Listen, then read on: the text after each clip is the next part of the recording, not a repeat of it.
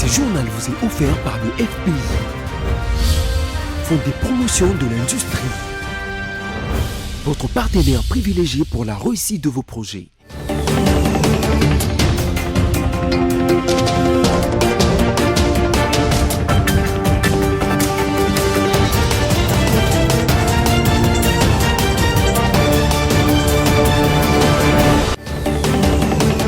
Heureux de vous retrouver sur BSC Télévision, mesdames et messieurs. Bienvenue à ce nouveau numéro du journal dont voici le principal titre. La République démocratique du Congo a lancé ce mercredi la vaccination contre la maladie à virus Ebola dans la ville de Mbandaka en Équateur après l'enregistrement de 2 cas de décès. Et puis le groupe de G13 a sollicité et obtenu de la plénière du mardi 26 avril 2022 3 jours pour rencontrer les préoccupations des députés soulevées sur la proposition de loi portant modification de la loi électorale. Enfin, selon le colonel J.K. Kaiko, porte-parole de FARDC au Nord Kivu, une nouvelle attaque des miliciens M23 a eu lieu la nuit de ce mercredi 27 avril 2022.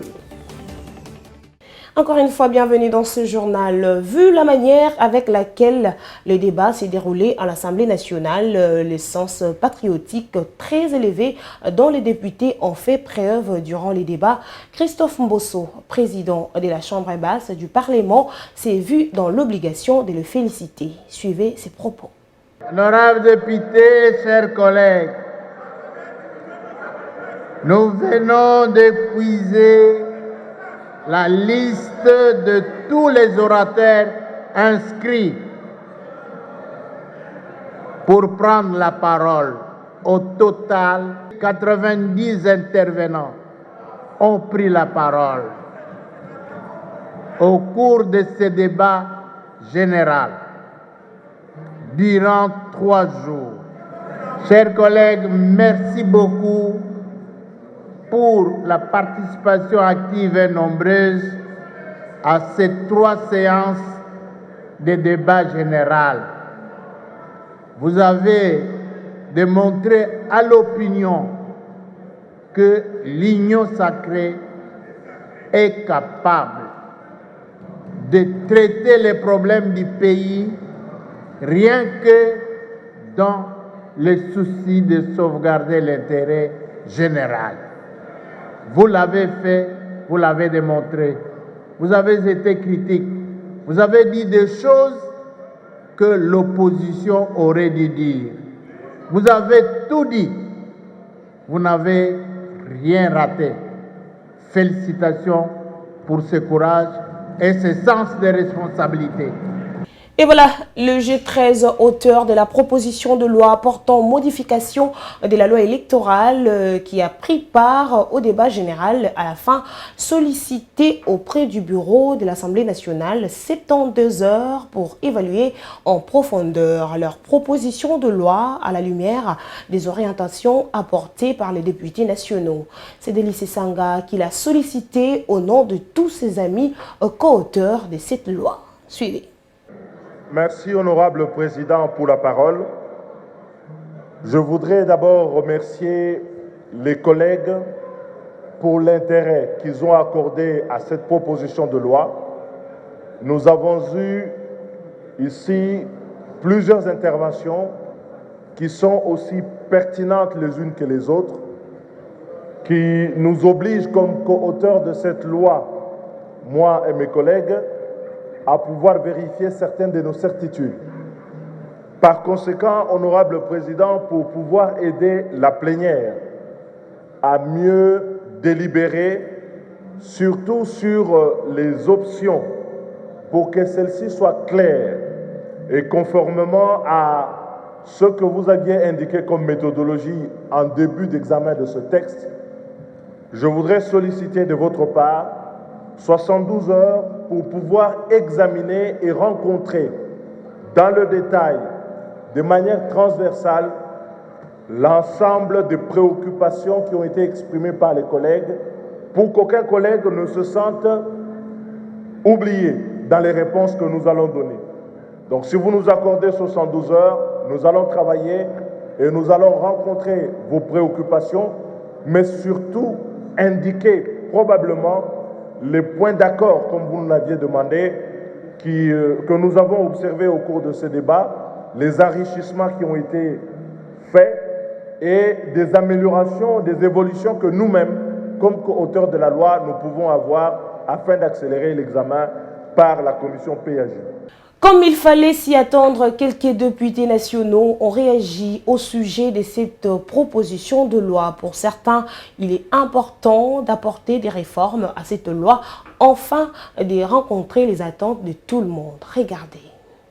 La modification d'une loi doit viser un objectif. Et pour cette loi, l'objectif, c'est d'améliorer les conditions du processus électoral.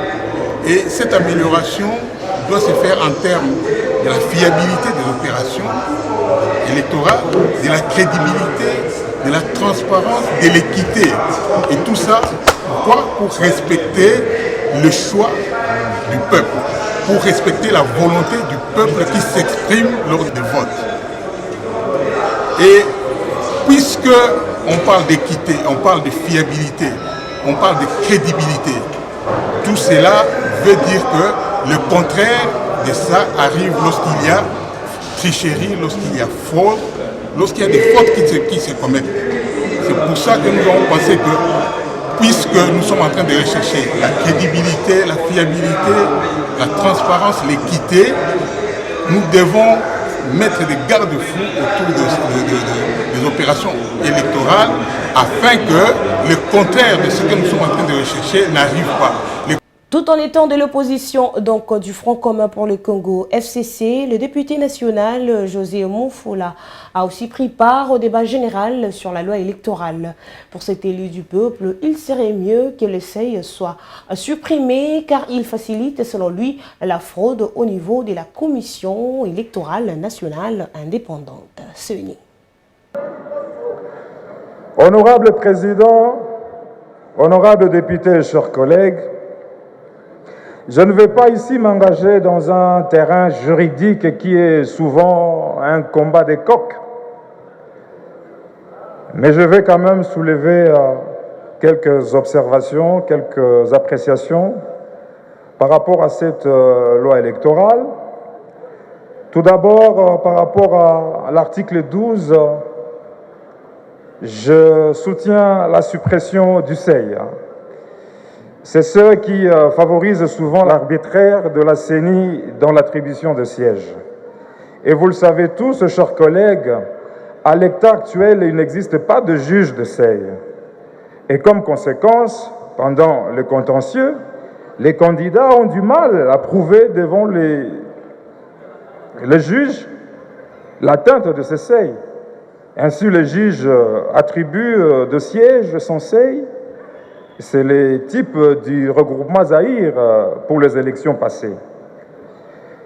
La publication des résultats, à mon humble avis,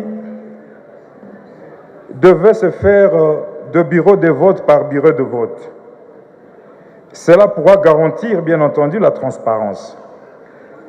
Je voudrais aussi ici soutenir les régimes légaux pour la machine à voter.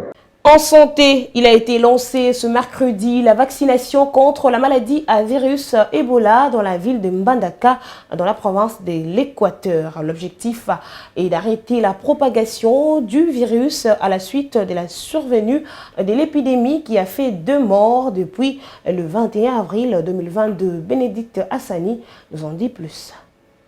La pandémie de virus Ebola menace la population de la province de l'Équateur, précisément à Mbandaka où plusieurs personnes sont atteintes par ce virus.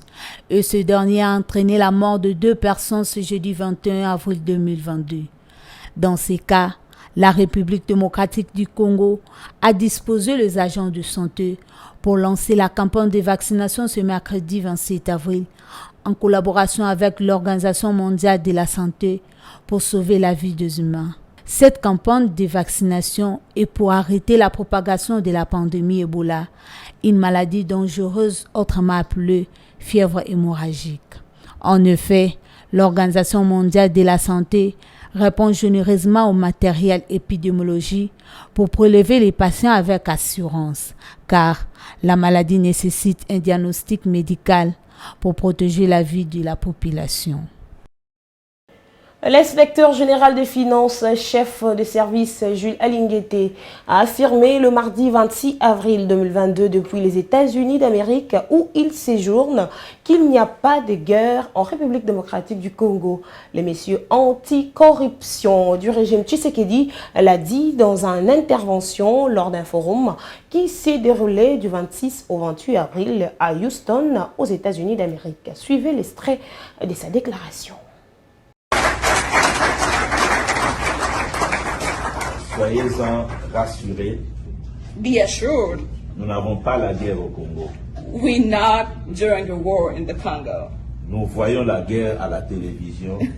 We watch war on TV. Nous sommes à Lubumbashi, à Kinshasa, à Mbandaka, dans les grandes villes. Nous n'avions jamais vu la guerre au Congo. You can be in Lubumbashi, in Kinshasa, or any big cities in the Congo, and we've never seen war. Donc c'est une situation à plus de 2000 km des institutions. So it's a situation that is happening really far from all the big institutions. Dans des zones isolées.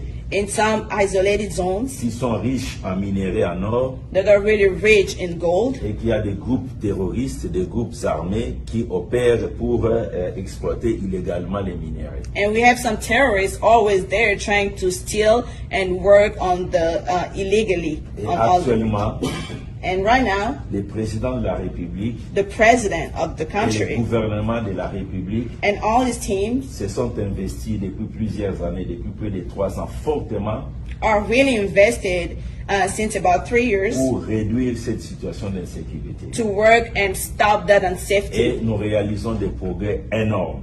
And so far, we've seen the fruit of all the works. Même ceux qui vivent à Goma, even the people living in Goma, à près de 600 km de là où il y a l'insécurité, in about 600 kilometers from where the war is, totale sécurité. They're really in safety and peace. Je voudrais donc que vous puissiez comprendre. I would like you guys to understand qu'il fait safe de venir investir au Congo. Il n'y a pas de guerre, il n'y a pas d'insécurité. That I can tell you today, it is safe to come and invest in the Congo. There's no war and there is no insecurity. Deuxième. La nuit, ce mercredi 27 avril, un autre combat a eu lieu entre les forces armées de la République démocratique du Congo et le milicien M23 dans les collines de Bougussa et Kitovu dans la province du Nord Kivu. On écoute les colonels Djike Kaiko, porte-parole des FARDC dans cette partie du pays qui fait le point. Ben écoutez, déjà à 3 heures du matin, comme dans ses habitudes, les M23 et alliés ont tenté une fois de plus de s'infiltrer dans nos lignes et voilà, la réaction ne s'est pas fait attendre. Voilà tout ce que nous pouvons vous dire pour le moment et nous demandons à la population de garder son calme car son armée se défendra jusqu'au bout. Chaque fois qu'il y aura une telle tentative, n'est-ce pas, de menacer le cessez-le-feu, nous réagirons de la manière la plus forte. Les forces armées de la République démocratique du Congo, la nuit ou les jours, nous sommes prêts. Alors nous sommes prêts à parer à toute éventualité. Voilà tout ce que je peux vous dire pour le moment.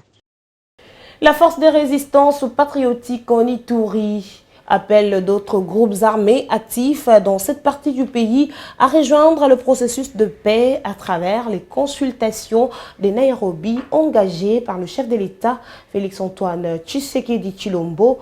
Appel lancé ce mardi par le porte-parole de cette milice avant de s'envoler pour la capitale kenyane. Reportage.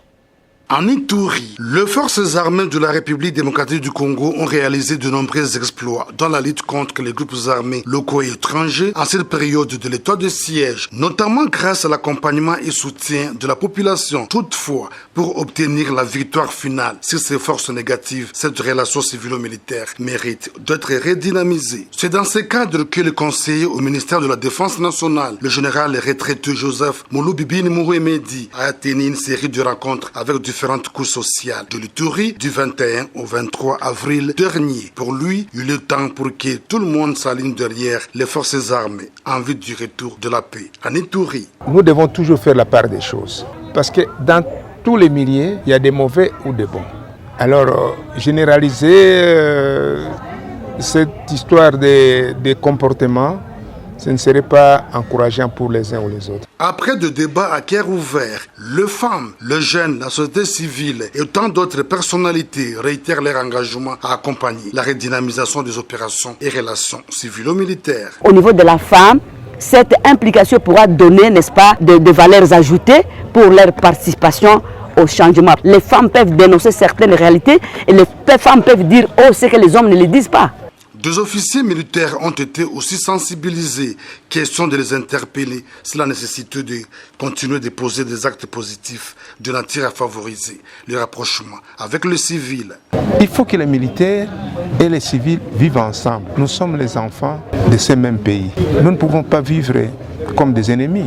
C'est cette façon-là de vivre qui facilite ces retours de la paix. Une structure est déjà mise en place en Ituri pour affermir la relation et les opérations civilo-militaires. Il faut le dire, depuis sa prise de fonction, le gouverneur militaire de l'Ituri, le lieutenant-général Luboyanka Shoma Johnny, accorde une attention particulière à ces sujets, ces innombrables actions de développement et soutien aux organisations juvéniles et féminines en disent long. Autre chose dans ce journal, mardi 26 avril 2022, à Kinshasa, le directeur national de 9e jeu de la francophonie, Isidore Kwanja, a procédé à la remise des attestations marquant la fin d'un atelier des formations des départements et commissions sur la gestion débuté le lundi 26 avril dernier sur l'optimisation des tableaux de bord et la planification de projets au siège même du comité d'organisation des Jeux dans la commune de la Gombe. Suivez. C'était au siège même du comité d'organisation des Jeux de la francophonie dans la commune de la Gombe que le directeur national des C9e a procédé à la remise des attestations sanctionnant la fin d'un atelier des formations des départements et commissions. Monsieur Toussaint, s'il vous plaît.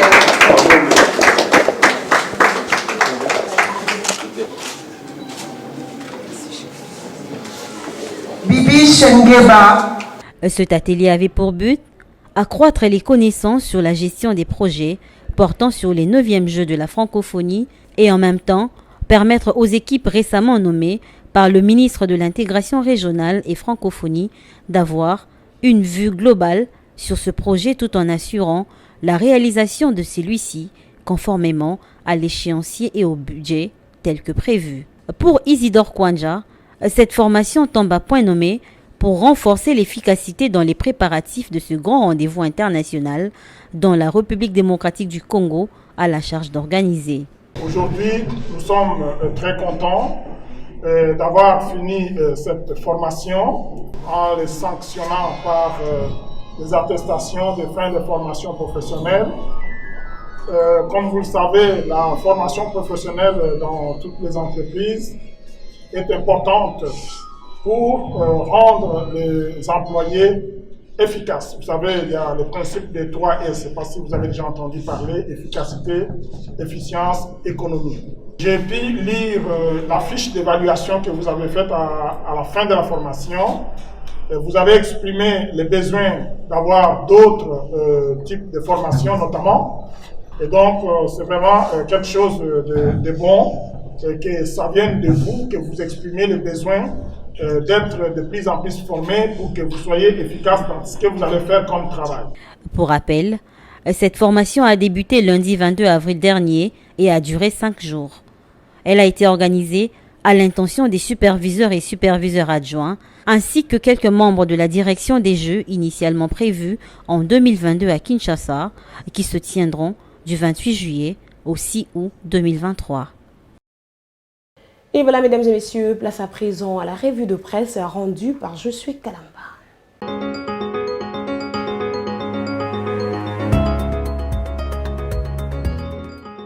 Bienvenue à tous à la revue de presse de ce jour. Commençons par ce titre de l'agence congolaise de presse. Le Premier ministre Sama Lukonde promet de bien assurer l'élection présidentielle de 2023. Le Premier ministre Jean-Michel Sama Lukonde Kyenge a affirmé dans un entretien avec France 24 et RFI que les élections auront bel et bien lieu en 2023. Dans cet entretien, Jean-Michel Sama Lukonde affirme que le report de l'élection présidentielle prévue en décembre 2023 n'est même pas une possibilité et promet d'assurer ces élections en 2023. Il a même réaffirmé que son gouvernement est déterminé et convaincu de pouvoir rétablir l'autorité de l'État et la paix à l'est de la RDC, en proie à la violence et en état de siège depuis un an.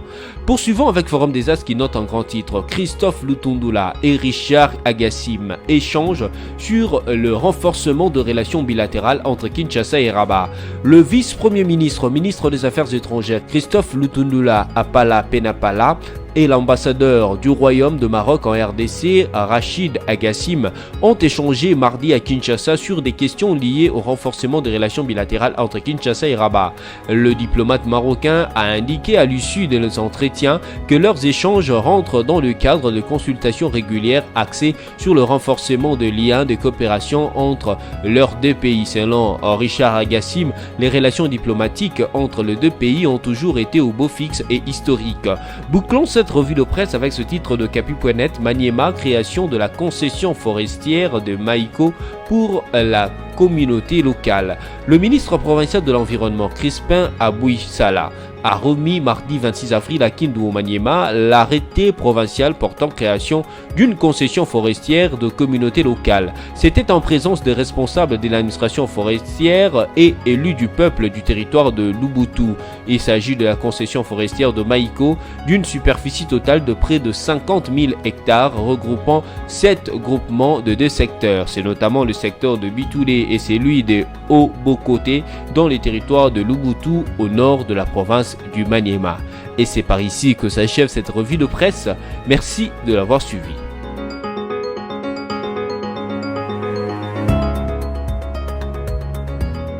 Et voilà, c'était la revue de presse rendue par Je suis Kalamba. Si vous nous avez pris en cours de diffusion, voici les rappels de principaux titres.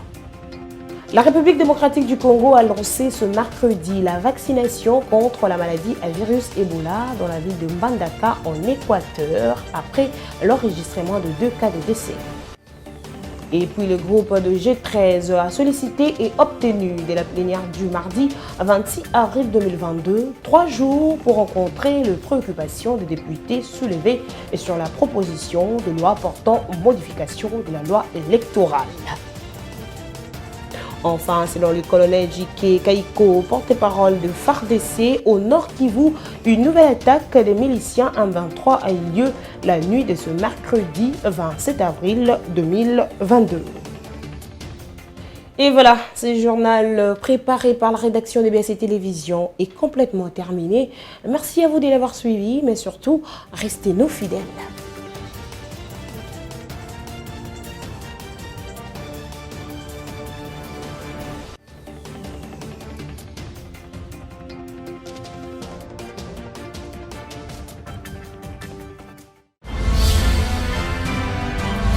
Ce journal vous a été offert par le FPI, Fonds des promotions de l'industrie, votre partenaire privilégié pour la réussite de vos projets.